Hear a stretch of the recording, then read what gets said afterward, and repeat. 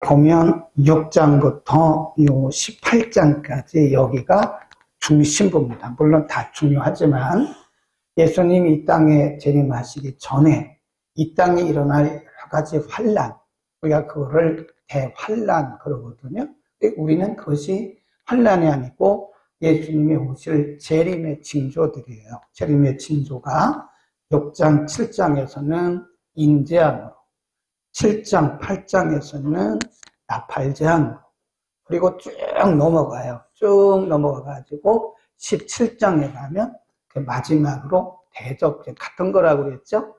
인대접, 인, 나, 대, 인, 나, 대. 인재앙, 나팔재앙, 이 대접재앙인데 같은 거예요. 같은 재앙을, 같은 환란을 더 세세하게 구체적으로 전층법을 써서 기록을 한 것이다. 그렇게 보시면 됩니다. 그 순서가 뭐죠? 인, 나, 대. 그렇습니다. 인재앙, 나팔재앙, 대접재앙. 이제 우리가 오늘 새벽에 또 공부했고, 오늘 공부하려고 하는 부분이 나팔재앙입니다. 쭉 가보시면, 8장으로 가보시면, 요한계시록 8장에 앞에서 6장, 7장에서 말씀했던 인재앙을 더 구체적으로 상세하게 설명을 하는데 이 세상에 일어나게 될 여러 가지 환란들입니다. 자, 우리가 앞에 1, 2, 3, 4, 5까지는 뛰어넘고 6절로 갑니다. 8장 6절 시작. 7 나팔 가진 7 천사가 나팔 불기를 시작하더라. 7절 첫째 천사가 나팔을 부니 피 섞인 우박과 불이 나서 땅에 쏟아지네. 땅에 3분의 1이 타서 사위고 20개 3분의 1도 타서 사위고 각종 푸른 풀도 타서 사윈다. 그 말은 다 탄다. 다 타서 없어진다.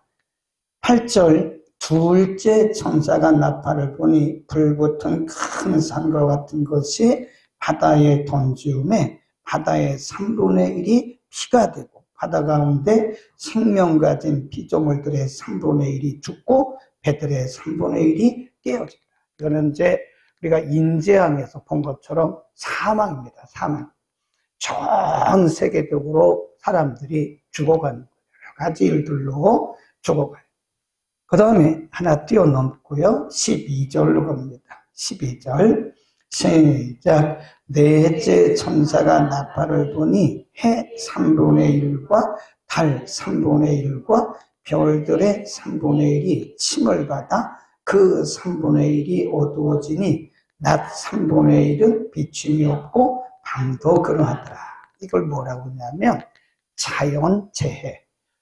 우리가 이제 마태복음을 한번 잠깐 가보실까요? 이게 마태복음을 더 상세하게 기록한 거라고 했잖아요. 요한계시록에 예수님께서 말씀하신 것을 사도 요한이 보고 더 구체적으로 기록합니다. 그러니까 마태복음이 실질적인 계시록의 중심이고 이것을 해석한 것이 요한계시록이다. 그렇게 보시면 돼요. 자, 마태복음 24장 21절 이런 대재앙들이 일어나는데 21절 이는 그때 시작. 이는 그때 큰 환난이 있겠습니다.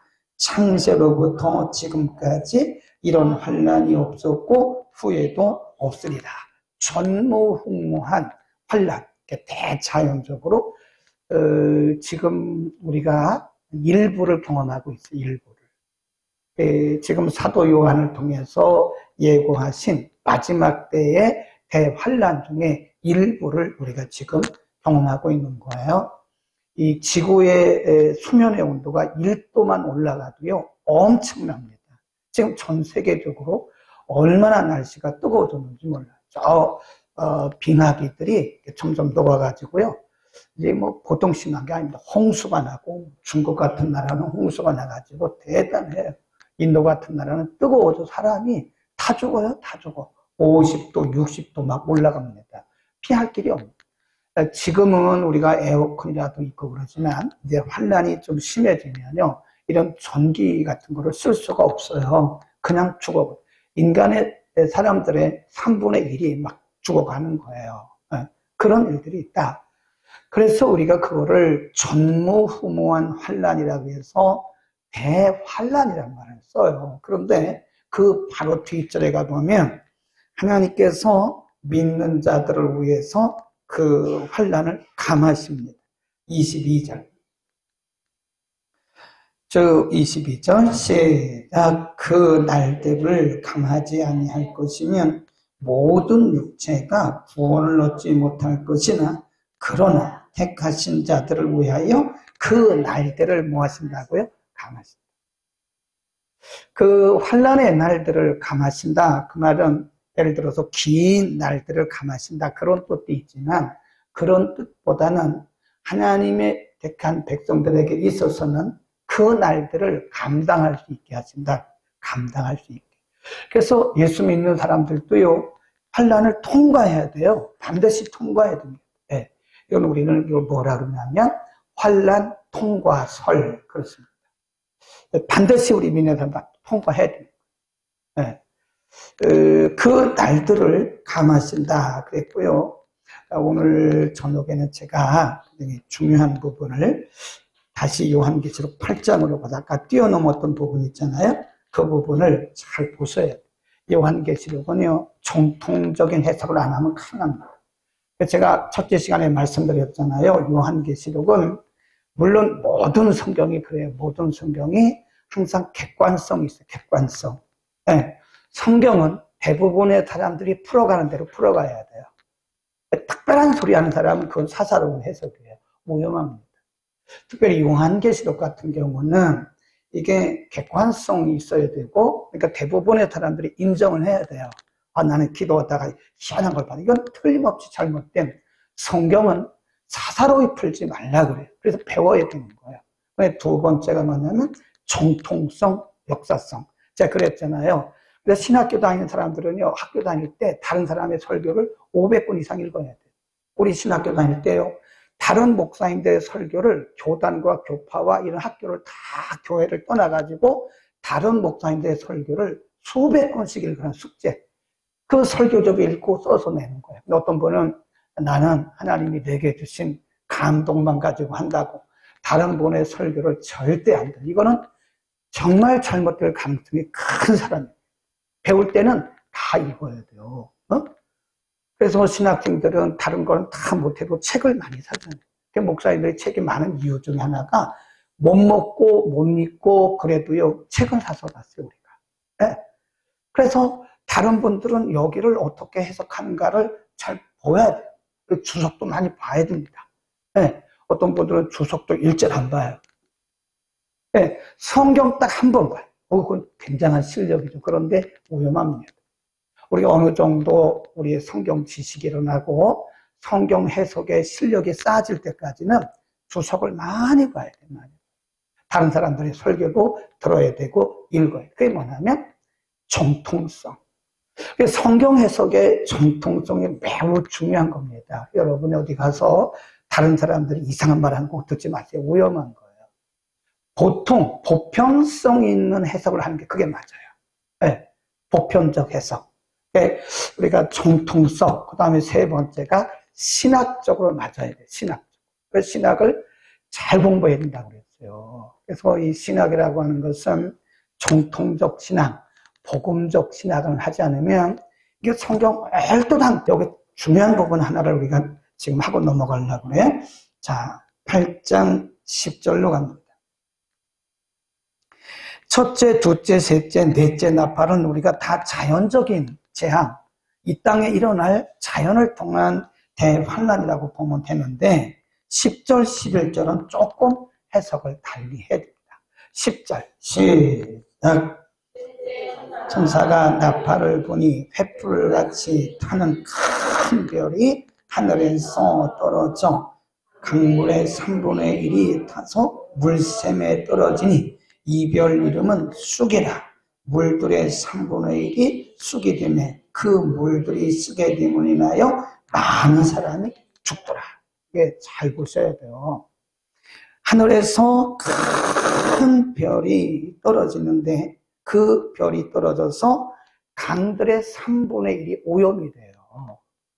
큰 별 하나가 떨어지는데 강들의 3분의 1 오염이 되는데 그 뒤에 보면 뭐라고 했냐면 이 별 이름은 쑥이라 해요. 쑥.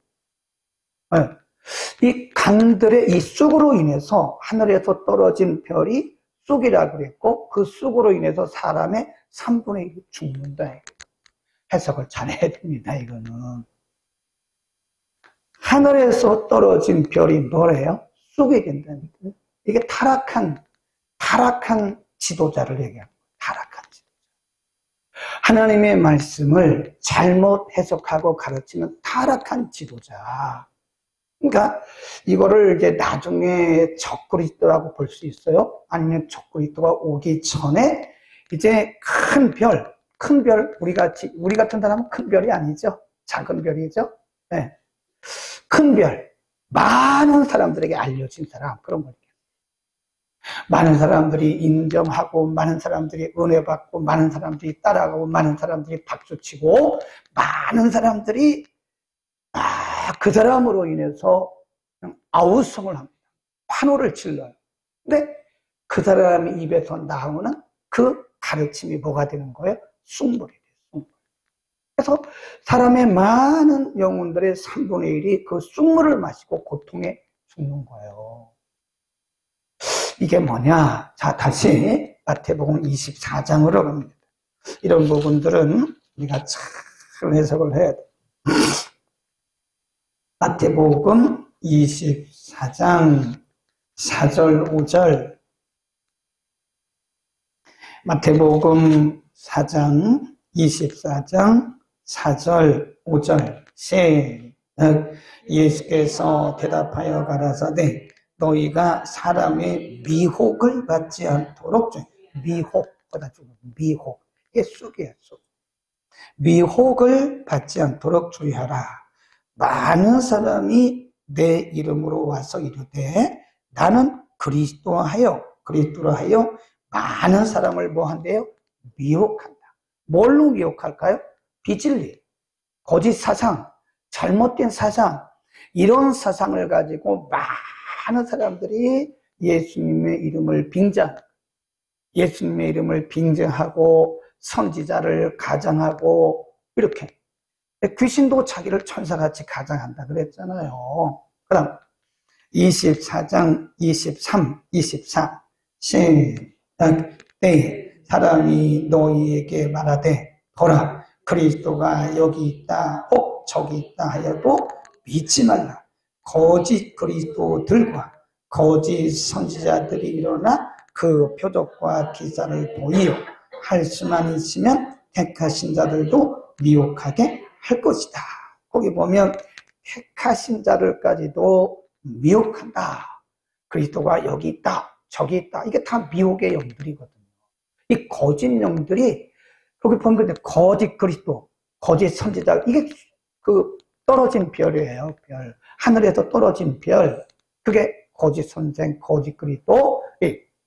그래서 이 마지막 때는요, 이게 하늘에서 떨어진 이 별들이 그 쑥이 돼요. 쑥. 그래서 많은 사람들을 오염시켜요. 우리가 살고 있는 이 시대는요, 영적으로 오염이 많이 됐어요. 여러분 유튜브 너무 많이 보지 마세요. 제가 보니까 우리 같은 사람들은 뭐 오랫동안 성경을 가르쳤고 배웠고 또 이렇게 전달하기 때문에 탁 들으면 알아요. 탁 보면 이게 어느 노선인가도 압니다. 이분이 신학교를 어디 있는가 거의 알아요. 성경 해석을 한 걸 보면 이분이 뭐 교단도 거의 압니다. 어느 신학교 계열인가도 알아요. 그거를 가르치는 선생님이 누군지도 거의 알아요. 여러분 잘 모르잖아요. 여러분은 김덕현밖에 모르잖아요. 그거 다행이라니까. 어떤 분들은 이거 저기도 알고 저기도 알고 저기도 너무 많이 알아. 물론 많이 알면 좋죠. 책을 한 권만 읽는 것보다는 여러 권을 읽을 때 주제 파악을 해. 어떤 사람은 책을 딱 한 권만 읽고 그게 다 한 줄 알아요. 다. 제일 위험한 사람이에요. 네. 또 어떤 사람이 위험하냐? 책을 많이 읽었는데 주제 파악이 안 돼. 그 내용이 뭔지를 몰라요. 네. 여러분, 이 시대는요, 정말 영적으로 혼탁한 시대예요. 그래서 많은 숭물들이 막 흘러다녀요. 많은. 예, 하늘에서 떨어진 그 거짓 선지자, 거짓 선생들이 숭물을 막 내게 돼요. 사람들이 이 숭물에 취해 있는 거예요. 숭물에 취해 있어가지고 하나님 나라를 바라보고 시선을 집중하고 가야 되는데 이 숭물에 취해가지고 엉뚱한 곳에 시선을 두고 그 영혼을 도적질 당하는 거예요. 정말 우리는요, 이 어려운 시대, 숭물이 판을 치는 그런 시대에 살을 막 숭물을 먹인 거. 저도 모르게 그 숭물을 마시다 보니까 오염이 돼버린 거예요. 그러니까 순수성을 잃어버리고 신앙생활을 제대로 하게 돼요. 나중에는 막 비판적, 저도 같이 네거티브하게 사람들을 막 비난하게. 아, 신학생이 지가 뭘 알아, 이제. 신학생이 뭘 아냐고요. 그런데도 그 교수님한테 이상한 물을 먹어가지고 막 사람들을 비난하고 그랬다니까요. 쑥물 조심해야 됩니다. 하늘에서 떨어진 별, 그가 쑥인데 강물의 3분의 1이 그 물을 마시는 자들이, 오염된 물을 마시는 자들이 타서 죽더라고 말이에요. 영혼이 병들어요. 그래서 우리가 결론적으로 이 마지막 시대는 어떻게 살아야 되냐? 세 가지가 중요합니다. 하나는 말씀 중심, 말씀. 말씀이 아닌 건 움직이지 마세요. 그리고 말씀도 이게 복음적인 말씀이 있어요. 말씀이라고 다 말씀이 아니라니까요. 말씀은 코에 걸면 코걸이, 귀에 걸면 귀걸이, 눈에 걸면 눈걸이, 그런 거예요. 이게 해석하는 사람마다 다 달라요. 그래서 정통성 있는 가르침을 반드시 받아요. 네? 이해하시겠죠? 네, 그래서 우리는 참 이렇게 많은 분들은 오지 않지만 그래도 뭐 금요일 날은 너무 많이 오니까 그렇긴 한데 우리는 많은 수가 모이진 않지만 그래 우리가 늘 이렇게 강의 설교해 가면서 주석해 가면서 줄구세요, 동그라미 치세요 하잖아요. 그게 어떻게 보면 여러분 좀 신학교 다니는 것보다 훨씬 낫습니다. 신학교도 성경을 이렇게 안 가르쳐요. 이렇게 안 가르칩니다. 여러분들은 지금 성경 교육을 참 잘 받는 거예요. 네. 새벽에도 줄 그으라 그러지, 동그라미 치라 그러지, 빨간 줄 그으라 그러지, 별표 하라 그러지. 진짜 얼마나 좋은지 몰라요. 두 번째는 교회 중심입니다. 교회 중심. 반드시 우리가 몸담고 우리가 소속된 교회가 있어야 돼요. 네. 그 내가 소속된 교회에 반드시 교회 중심으로 우리가 신앙생활을 해야 돼요. 물론 가끔 뭐 우리가 외식도 해야 되지 뭐 여기서만 밥 먹으면 되겠습니까? 다른 데 가서 은혜도 받고 세미나도 듣고 그렇게 해야 되죠. 그러나 그것은 담임 목사님의 허락을 받고 가야 돼요. 네. 교회 중심으로 살아야 돼요. 우리는. 그래서 우리 교회 중심으로. 그래서 항상 교회 중심이에요. 교회 중심. 그래 무슨 일을 하더라도 교회가 작든 크든 간에 우리는 이 마지막 때 이 쑥물을 안 마시려면 우리 영혼이 오염되고 병들지 않으려면 항상 교회 중심의 신앙생활을 해야 돼요. 아멘. 이 교회, 우리 교회 중심. 세 번째가 가정 중심입니다. 가정. 이단들의 100% 특징이 뭐냐? 가정을 이탈해요. 네, 이단에 우리가 이제 이단의 물을 마시잖아요. 가정이 100% 깨집니다. 부부간에 결별을 하든지 또 아니면 이혼을 하든지 아이들이 집을 나갑니다. 그런 아이들 많이 봤어요. 아이들이 집을 나가요. 이단에 빠지면 가정이 파괴돼요. 이거 사탄의 공략이에요. 사탄은 가정을 파괴시키는 게 목적입니다. 우리는 항상 가정 중심의 신앙생활이 건강한 거예요. 건강하고 건전한 신앙생활은 말씀 중심, 교회 중심, 가정 중심.